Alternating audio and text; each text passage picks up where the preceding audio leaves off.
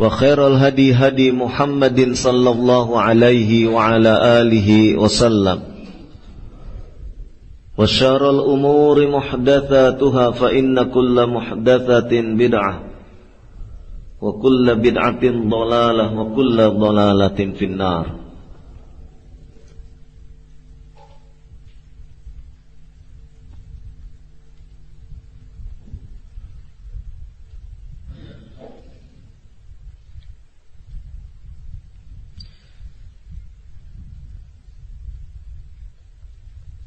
Rasulullah sallallahu alaihi wa ala alihi wasallam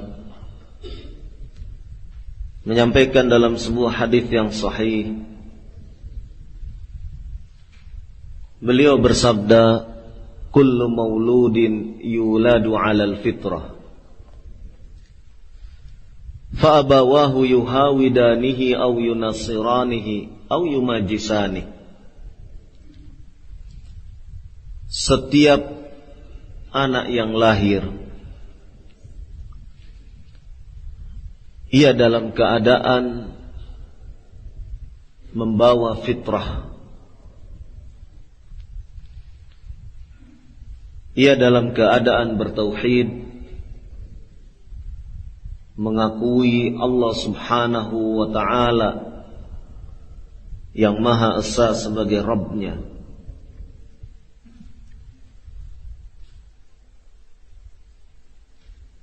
Kedua orang tuanya lah yang akan menjadikan anak tersebut Yahudi atau Nasara atau Majusi, penyembah api.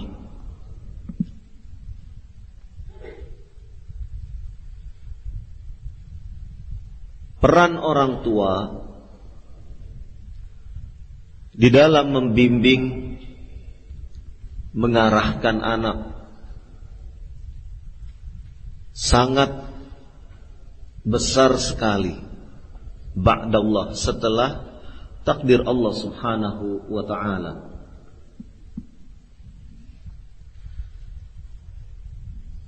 Sebagai orang tua telah diamanati untuk menjaga diri dan orang-orang yang ada di bawah tanggung jawabnya sehingga selamat dari siksa api neraka.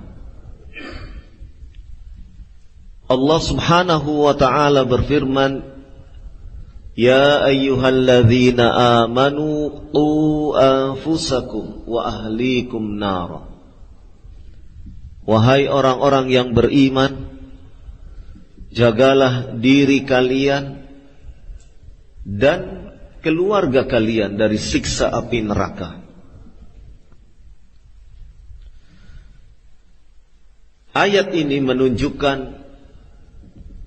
perintah kepada kita untuk mendidik orang-orang yang ada di bawah tanggung jawab kita.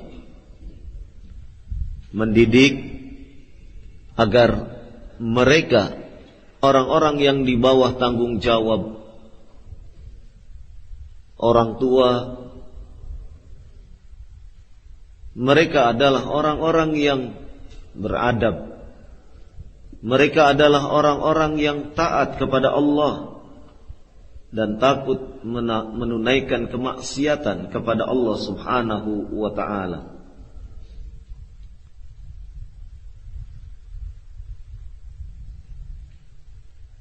Ayat itu memerintahkan kita untuk mendidik.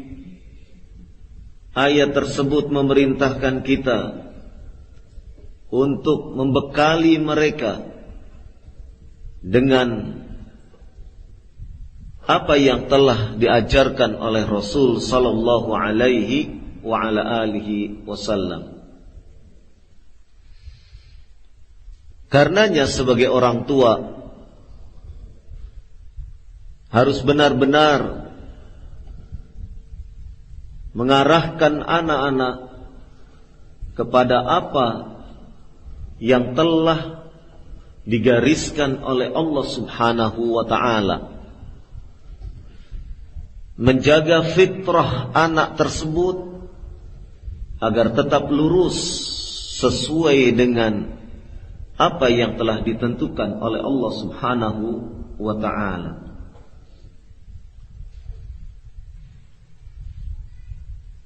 Apa yang harus dilakukan oleh orang tua? Peran apa yang harus ditunaikan oleh orang tua? Yang pertama, hendaklah orang tua selalu meluruskan niat ketika mendidik anak-anak yang menjadi tanggung jawabnya. Mendidik anak adalah merupakan bahagian dari taqarrub ilallah, upaya untuk mendekatkan diri kepada Allah Subhanahu wa ta'ala. Mendidik anak berarti merupakan bentuk ibadah, salah satu bentuk ibadah yang sangat agung.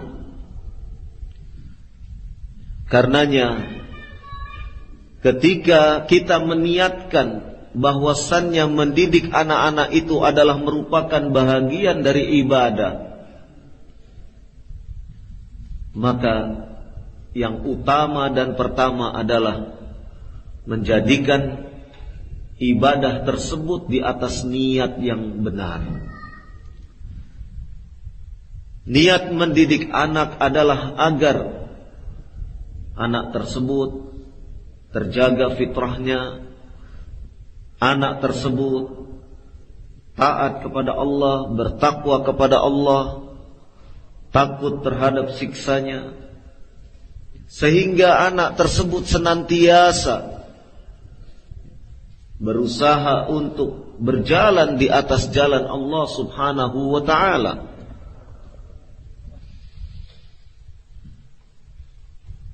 Maka niat dari orang tua jangan sampai kemudian salah di dalam upaya mendidik anak tersebut. Ketika niat itu salah, meskipun amalan itu tampak zahirnya baik, tetapi ketika niatnya salah, maka yang tampak secara zahir itu pada hakikatnya adalah sesuatu yang tidak berguna bagi orang tua tersebut. Rasulullah sallallahu alaihi wa ala alihi wasallam dalam sebuah hadis qudsi menggambarkan bagaimana sebuah amalan yang secara zahir bentuknya baik, bahkan amalan tersebut adalah amalan yang terpuji, amalan yang sangat didukung di dalam syariat, tetapi ketika niat itu tidak benar, maka amalan yang sedemikian agung itu hanya bakal membinasakan bagi orang yang melakukannya. Gambaran tersebut dinukilkan dari hadis yang dikeluarkan oleh Al-Imam At-Tirmidzi, di mana hadis qudsi ini mengungkapkan sesungguhnya Nabi sallallahu alaihi wa ala alihi wasallam menceritakan, inna awwalan nas yuqda fihi yaumal qiyamah thalatha. Sesungguhnya orang yang kali pertama diperkarakan pada hari kiamat itu ada 3 macam manusia. Yang pertama, rajulun istushhida fa'utiya bihi fa'arafahu ni'amahu fa'arafaha. Seseorang yang mengaku mati syahid, kemudian Allah Subhanahu wa ta'ala menampakkan, mendatangkan segenap nikmat yang pernah ia rasakan, maka kemudian ia mengakui nikmat-nikmat tersebut. Faqala, kemudian Allah subhanahu wa ta'ala berfirman, bertanya kepada orang tersebut, wa ma 'amilta fiha, apa yang telah engkau perbuat dengan nikmat-nikmat tersebut saat di dunia? Qala, orang tersebut mengatakan, qataltu fika hatta kutiltu, aku berperang karenamu. Kata orang tersebut, aku berperang karenamu hingga aku dibunuh. Qala, Allah subhanahu wa ta'ala pun berfirman, kadzabta, engkau telah berdusta. Walakinnaka qatalta liyuqala huwa jari'un faqad qila, akan tetapi engkau terbunuh di medan peperangan tersebut dengan maksud agar engkau ingin disebut sebagai seorang pemberani, dan apa yang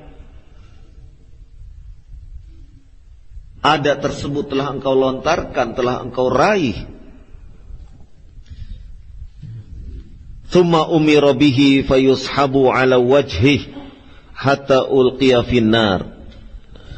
Kemudian diperintahkan kepada malaikat untuk menyeret muka orang tersebut, hingga kemudian orang tersebut dilemparkan ke dalam api neraka. Limadza ulqiya finnar? Kenapa orang itu dilemparkan ke dalam neraka? Ma'annahu qutila fil ma'arakah, padahal orang tersebut gugur di medan pertempuran. Wa suratuhu, dan bentuk ataupun secara tampak, secara lahir, itu merupakan amalan yang mulia. Annahu yujahidu fi sabilillah, sesungguhnya ia berjuang, berjihad di jalan Allah subhanahu wa ta'ala. Dia berjihad, dia berperang di jalan Allah, tapi kenapa kok dilemparkan ke dalam neraka? Al-jawab, kata Syekh Shalih Al-Fauzan hafizahullah ta'ala, li'anna niyatahu laysat lillah, karena niat orang tersebut bukan karena Allah subhanahu wa ta'ala. Wa innama niyatuhu ayyumdaha bil jara'ah wasyaja'ah, akan tetapi niat yang ada pada diri orang tersebut karena ingin mendapatkan pujian sebagai orang pemberani, sebagai orang yang memiliki nyali. Wa qad qila hadza fid dunya, dan sungguh yang demikian ini telah ia capai,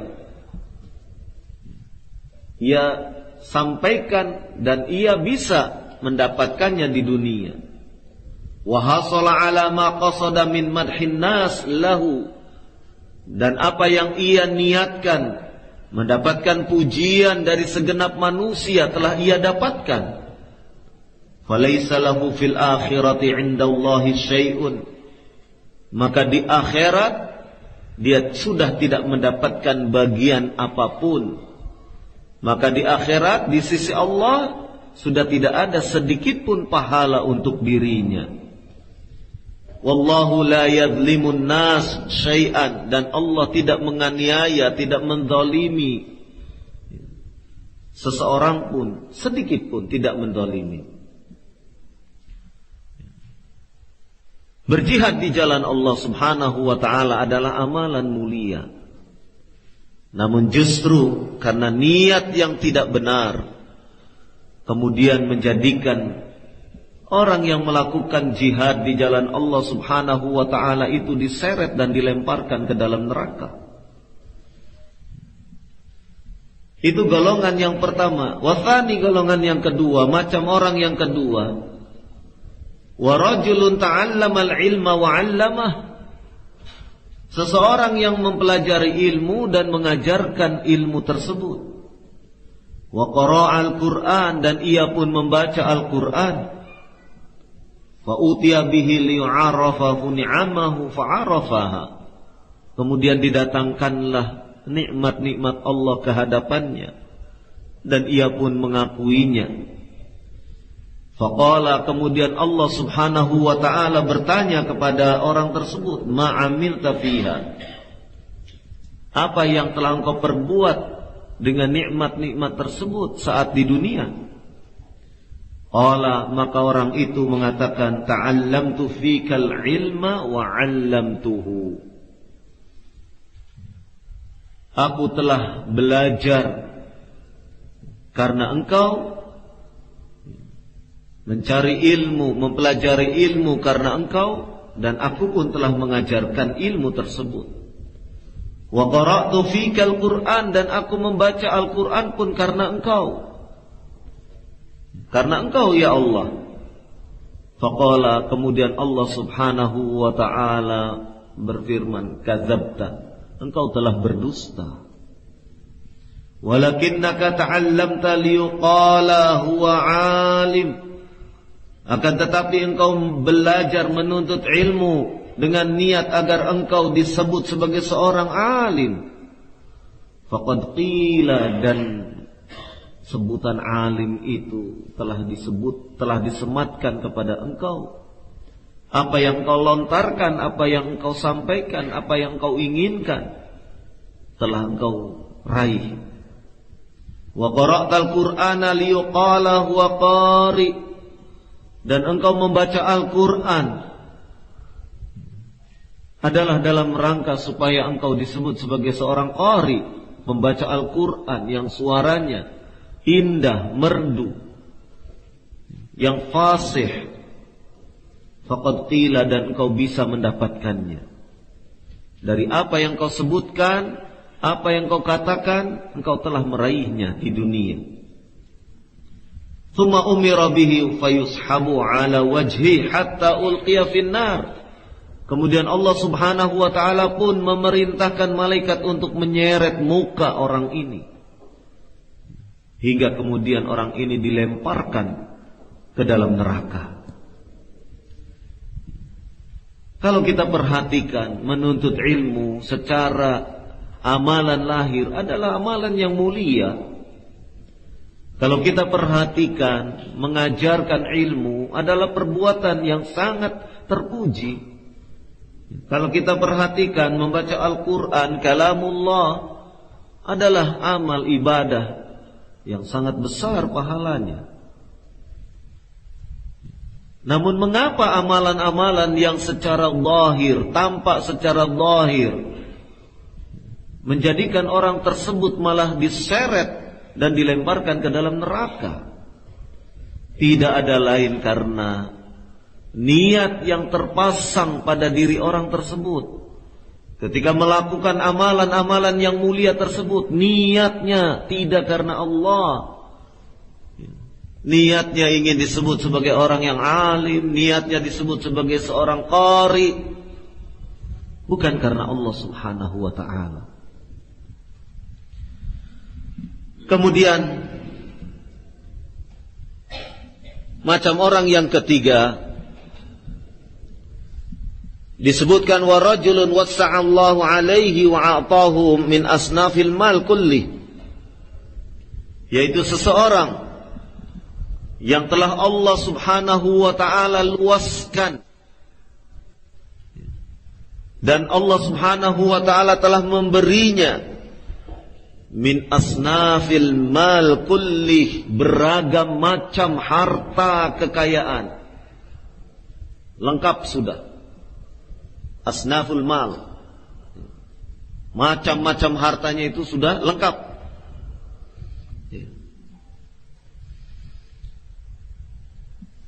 Fa'utiya bihi fa'arafahu ni'amahu fa'arafaha. Kemudian diperlihatkan kepadanya, didatangkan kepadanya nikmat-nikmat dari Allah subhanahu wa ta'ala, dan ia pun mengakui semuanya. Faqala, kemudian Allah subhanahu wa ta'ala bertanya kepadanya, ma'amilta fiha, apa yang telah kau perbuat dengan nikmat-nikmat tersebut saat di dunia? Qala, kemudian orang tersebut menyatakan, ma taraktu min sabili tuhibbu ayyun faqa fiha illa anfaqtu fiha laka.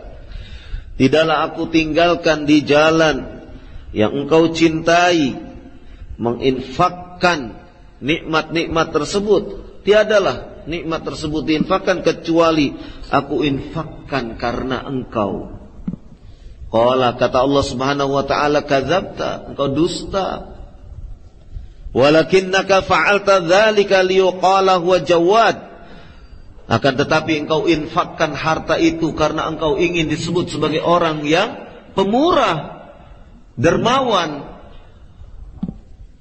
Faqad qila, dan apa yang engkau sampaikan itu telah engkau raih, telah engkau dapatkan ketika di dunia. Tsumma umira bihi fayushabu ala wajhi hatta ulqiya finnar.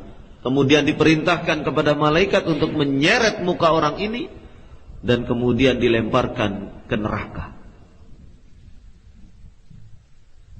Siapa yang akan mengatakan bahwasannya berderma, menginfakkan harta di jalan Allah adalah perbuatan jelek? Siapa? Tidak ada.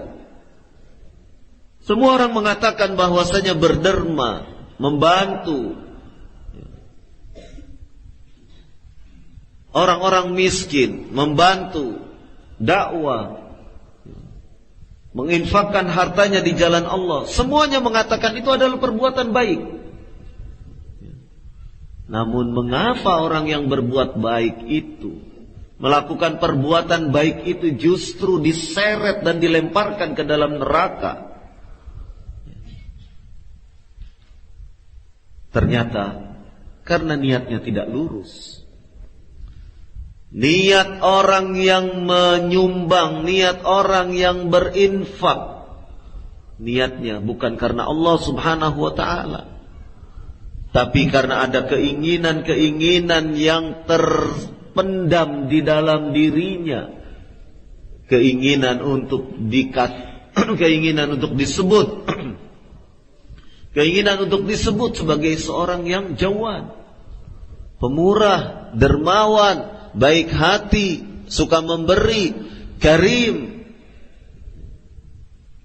Itu keinginannya. Karena niatnya yang tidak benar. Kembali kepada masalah mendidik anak. Siapa yang mengatakan mendidik anak itu adalah perbuatan jelek? Perbuatan yang tidak baik. Mengarahkan anak, mendidik anak, membimbing anak adalah perbuatan yang dinilai sebagai bentuk ibadah. Tetapi ketika orang tua tersebut meniatkan dalam mendidik anak tersebut dalam rangka supaya apa yang berkaitan dengan masalah dunia itu menjadi tujuan pokok, menjadi tujuan pokok, niatnya agar anak bisa begini dan begitu, niatnya agar anak bisa sukses menurut pandangannya. Apa sukses menurut pandangannya? Setelah sekolah tinggi, lulus, bekerja, setelah bekerja mendapat penghasilan, setelah mendapat penghasilan dia bisa beli rumah, beli kendaraan, kemudian menikah, kemudian beranak, memiliki anak, dan seterusnya. Cuma itu. Tidak ada sedikit pun terbersit pada diri orang itu untuk mendidik agar anaknya soleh, agar anaknya peduli kepada agama, tidak melalaikan kewajiban-kewajiban yang diperintahkan oleh Allah Subhanahu wa taala. Bahkan ia mencintai Allah dan Rasulnya. Tidak ada terbersit sedikit pun. Yang diniatkan orang tua hanyalah kepentingan untuk mendapatkan kepentingan-kepentingan dunia, meraih kepentingan-kepentingan dunia, sukses dalam tanda petik. Maka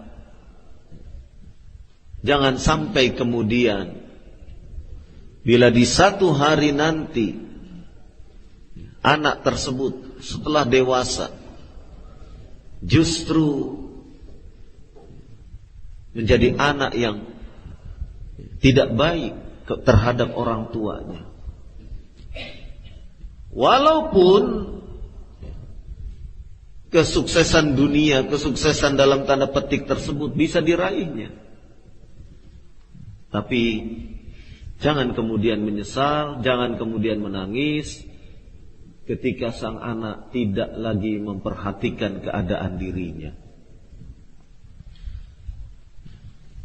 Dan ini di dunia, bagaimana dengan di akhirat?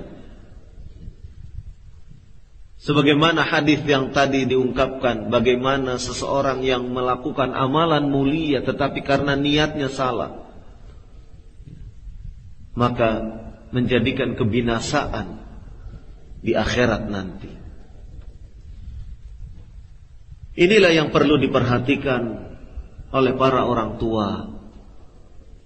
Mendidik anak bukan hanya untuk menggapai urusan-urusan yang sifatnya keduniaan.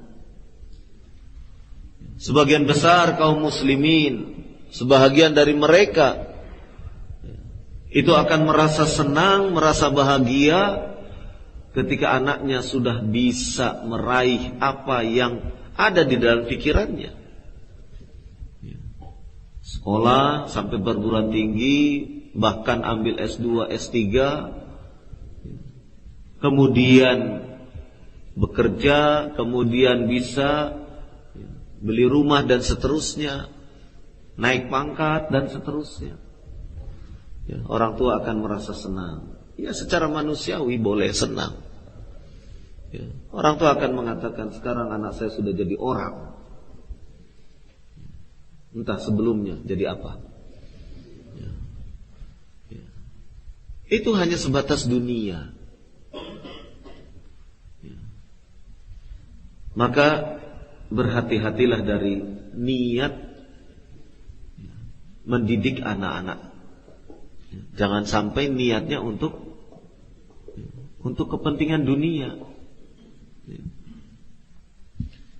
Di dalam hadis Nabi sallallahu alaihi wa ala alihi wasallam, Rasulullah sallallahu alaihi wasallam menyebutkan, innamal a'malu binniyat wa innamal likulli imri'in ma nawa. Faman kanat hijratuhu ila Allahi wa rasuli fa hijratuhu ila Allahi wa rasuli.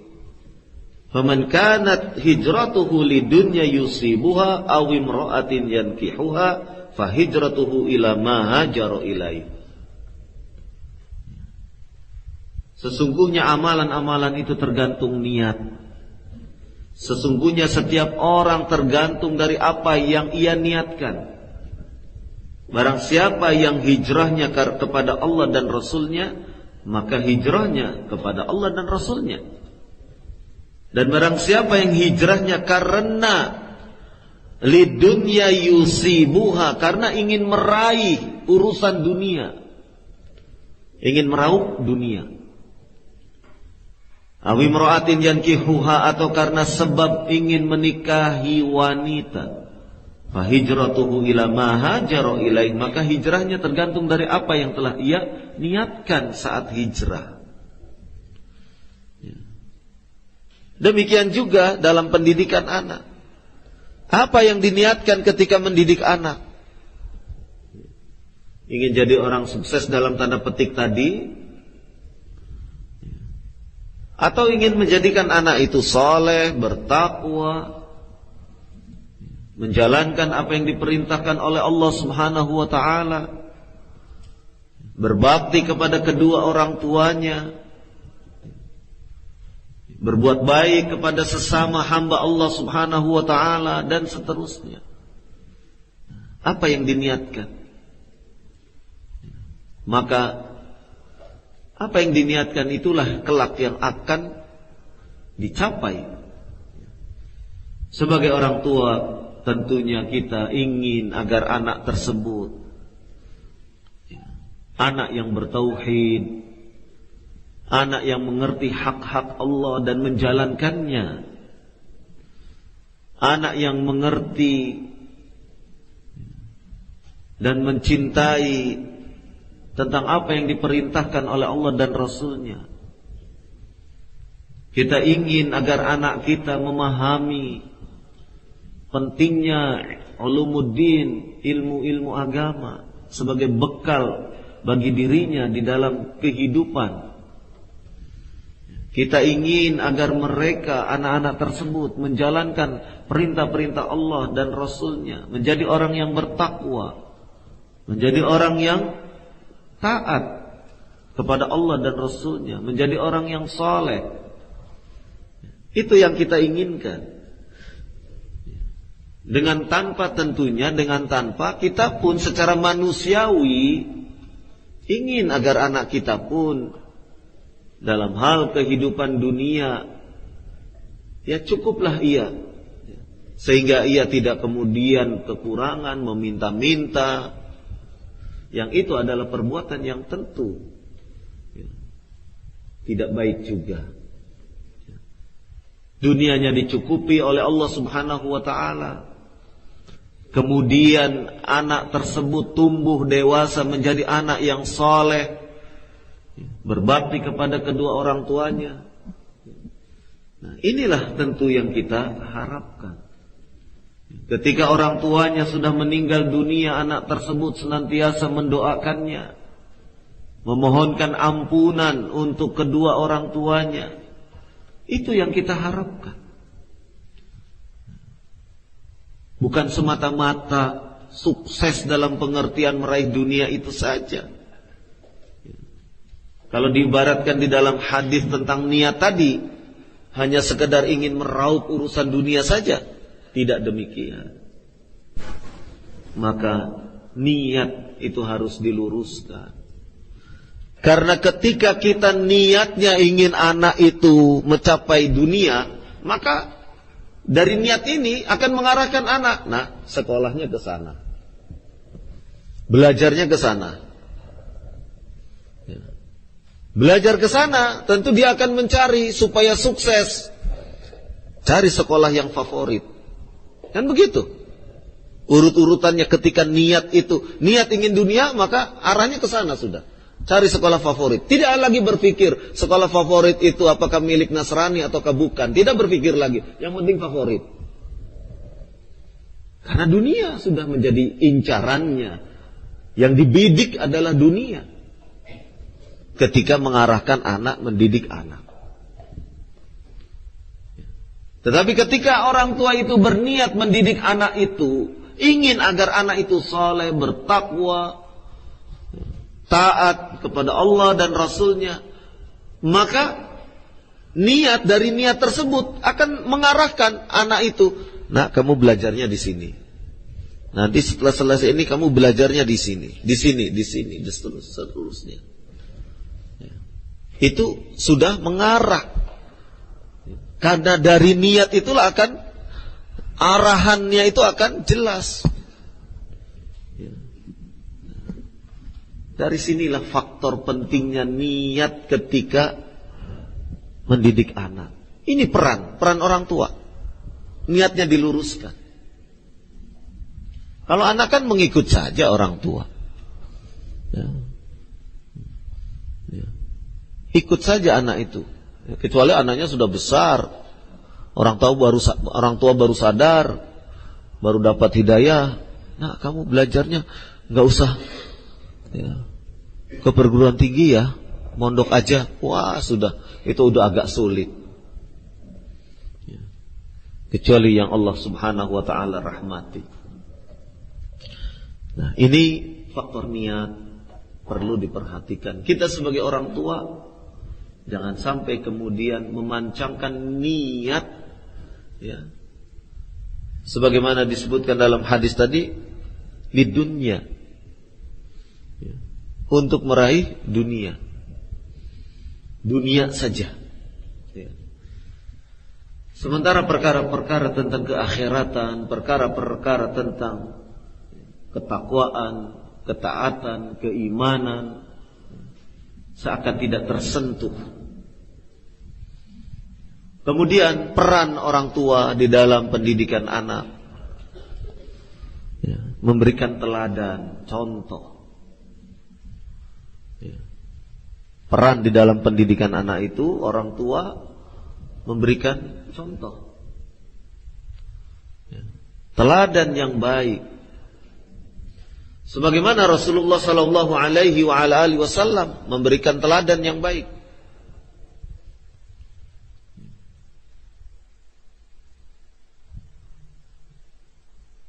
Karena apa?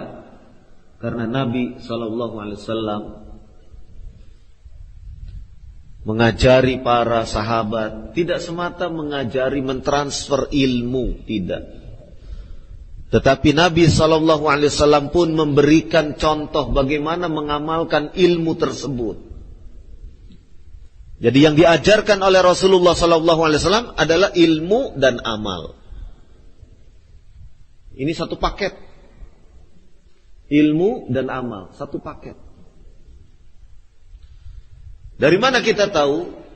Dari athar Abdullah ibn Mas'ud radhiyallahu anhu. Beliau menyatakan, kunna nata'allamul ilma wal amal. Kami mempelajari ilmu dan amal. Mempelajari dari Rasulullah SAW ilmu dan amal. Bahkan dalam athar yang lain disebutkan, kunna la natajawazu 10 ayatin min fami Rasulillah sallallahu alaihi wasallam hatta nata'allama ma'naha wal 'amala biha. Kami tidak pernah melebihi 10 ayat. Belajar kepada Rasulullah sallallahu alaihi wasallam tidak melebihi 10 ayat. Kami belajar dari lisan Rasulullah SAW tentang 10 ayat tersebut hatta nata'allama ma'naha, hingga kami mempelajari makna dari ayat-ayat tersebut, wal amala biha, dan mengamalkannya. Jadi apa yang disampaikan oleh Abdullah bin Mas'ud radhiyallahu anhu ini memberikan keterangan kepada kita bahwasannya beliau belajar dari Rasulullah sallallahu alaihi wasallam tentang makna ayat-ayat tersebut. Dari 10 ayat, tidak lebih dari 10 ayat, beliau pelajari makna-maknanya dari Rasulullah sallallahu alaihi wasallam. Kemudian amalannya bagaimana? Dipelajari pula. Ini menunjukkan bahwasanya Rasulullah SAW mengajarkan ilmu dan mengajarkan amalan. Maka di dalam ayat disebutkan, laqad kana lakum fi Rasulillahi uswatun hasanah. Laqad kana lakum, dan sungguh telah ada bagi diri kalian, fi Rasulillahi, pada diri Rasul sallallahu alaihi wasallam, uswatun hasanah, contoh teladan yang baik. Karena Rasulullah sallallahu alaihi wasallam tidak sekedar bicara, tidak sekadar mengajar, tidak sekadar mengajarkan, mentransfer ilmu, tidak sekadar transfer saja, tetapi beliau pun mengajarkan bagaimana amalannya. Beliau mencontohkan amalannya. Kita sebagai orang tua harusnya demikian. Tidak sekadar menyuruh anak, nak sudah azan, pergi sana sholat. Sementara orang tuanya malah sholat di rumah dengan tanpa uzur. Kalau ada uzur syar'i lain masalah. Sudah menyuruh anaknya untuk sholat, tapi dia sendiri tidak melakukannya. Ini namanya satu bentuk peran orang tua yang tidak benar. Memerintahkan kepada anak, tapi dirinya tidak mengamalkan. Nah, hal yang demikian ini tentunya tidak boleh terjadi, karena kita sebagai orang tua memiliki peran mendidik. Namanya mendidik itu diantaranya adalah memberikan contoh teladan. Kalau kita mengajarkan kepada anak, nah tidak boleh berbohong, tidak boleh berdusta. Suatu ketika kita berjanji, suatu ketika kita menjanjikan sesuatu kepada anak kita, maka penuhilah janji itu. Ketika kita mampu untuk menunaikannya. Nanti kalau kamu selesai ujian semester, kita akan pergi ke mana, maka penuhi janji itu. Kecuali ada hal-hal yang mendesak, ada halangan-halangan, dan itu pun perlu difahamkan kepada anak. Bukannya ayah itu mengingkari janji, tapi ini ada sesuatu yang sangat penting sekali. Nanti kita atur kembali untuk pergi ke satu tempat. Jangan kemudian menganggap remeh janji itu, seakan anak tidak mengerti. Nah, ini dalam hal memberikan contoh teladan yang baik. Jadi kalau mendidik anak untuk tidak berbohong, mendidik anak untuk menepati janji, maka kita sebagai orang tua pun di dalam kehidupan sehari-hari ya seperti itu, seperti apa yang disampaikan kepada anak. Sehingga antara perkataan dan perbuatan itu serasi. Sebagai orang tua, antara perbuatan dan perkataan serasi. Sehingga anak melihat, oh orang tua saya ini konsisten. Kalau sudah berbicara, ya dia akan melakukannya. Kalau dia sudah berjanji, dia akan memenuhi janjinya. Ini peran orang tua, memberikan contoh teladan, berbuat baik. Dan dampaknya besar. Kita melakukan amalan-amalan soleh dengan niat ikhlas karena Allah Subhanahu wa ta'ala, dampaknya besar. Satu contoh kecil saja, sering kita melihat ada anak-anak yang usianya mungkin 3 tahun atau kurang dari itu, 2,5 tahun, 3 tahun. Ketika di rumah dia menirukan gerakan sholat ayahnya. Dia pakai peci putih ayahnya yang kebesaran itu dipakai. Dia kelihatannya ruku, sujud, walaupun belum sempurna, tapi dia seperti menirukan. Ini salah satu hikmah. Salah satu hikmah ketika orang tua melakukan perbuatan-perbuatan baik, amalan-amalan soleh, anak-anak itu mengikuti, menirukan. Itu anak yang usianya 2,5 tahun, 3 tahun, 3,5 tahun, menirukan. Kalau anak-anak yang sudah dewasa tentu akan lebih melihat lagi apa yang diperbuat oleh orang tuanya. Kalau orang tuanya sering mengungkapkan kata-kata kasar, sering berbicara yang tidak santun, itu terekam pada diri anak. Na'udzubillah kalau sampai ditiru, diucapkan. Jangan sampai yang seperti ini terjadi. Maka berilah contoh yang baik pada diri anak. Berilah keteladanan yang baik dalam hal ibadahnya. Salatnya dijaga, salat 5 waktunya dijaga, salat-salat sunnahnya juga dijaga, salat malamnya, dan seterusnya. Ini sebagai upaya. Tentunya semua itu dikerjakan niat, ikhlas karena Allah Subhanahu wa ta'ala. Adapun kemudian anak meniru itu adalah bagian dari hikmah. Hikmah amal soleh. hikmah dari seorang yang melakukan amalan soleh kemudian ditiru oleh anak-anaknya. Sekarang bagaimana mungkin anak mau membaca Al-Quran di rumah? Orang tuanya sendiri tidak baca Quran di rumahnya. Tidak ada teladan, tidak ada uswah di rumah itu dalam hal membaca Al-Quran. Maka kita sebagai orang tua mulai melakukan amalan-amalan kebajikan, mulai melakukan amalan-amalan ketaatan, mulai melakukan bentuk-bentuk aktivitas yang akan dilihat oleh anak-anak kita sebagai amalan yang baik. Dan tentu saja kita niatkan bukan supaya dilihat oleh anak, tapi niat karena Allah, dan hikmah dari itu semua anak melihat sesuatu yang baik.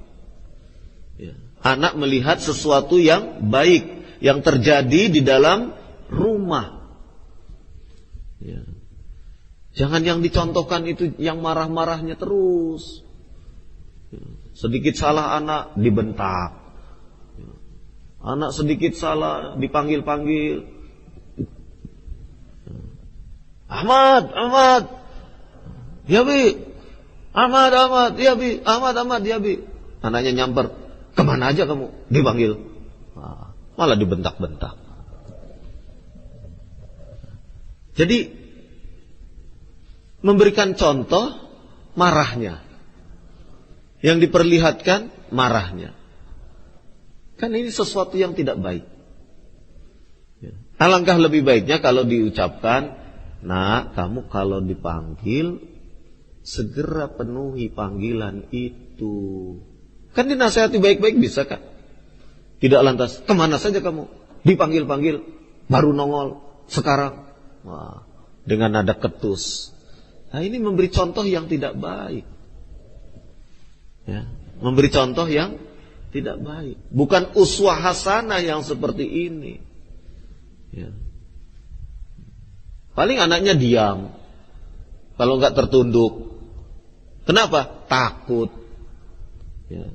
Takut dimarahi sama abahnya. Itu aja. Jadi paling karena takut itu. Tapi pada hakikatnya ketika kita membentak-bentak itu, kita sedang memberikan contoh yang tidak baik. Sedang memberikan contoh yang tidak baik. Peran kita sebagai orang tua membimbing kan. Kalau anaknya memang dipanggil-panggil tidak juga datang, ditanya, ada apa kamu dipanggil berkali-kali tidak datang? Oh tadi karena Umi di sana minta supaya mengerjakan ini. Oh ya sudah kalau begitu. Dimaklumi. Kan enak bahasanya. Jadi ada cross check dulu, ada klarifikasi dulu. Ini bentuk peran kita di dalam memberi contoh, di dalam mengamalkan, mengaplikasi satu ajaran, satu nilai Islam, dan itu akan dilihat oleh anak-anak. Sehingga anak-anak itu melihat orang tuanya tidak sebagai orang yang takut, penakut kalau berhadapan dengan orang tuanya. Tidak demikian. Inilah yang perlu dilakukan. Bagaimana para orang tua itu memegang peran penting di dalam membentuk kepribadian anak. Ba'dallah, setelah takdir Allah Subhanahu wa taala. Kenapa? Karena sehari-hari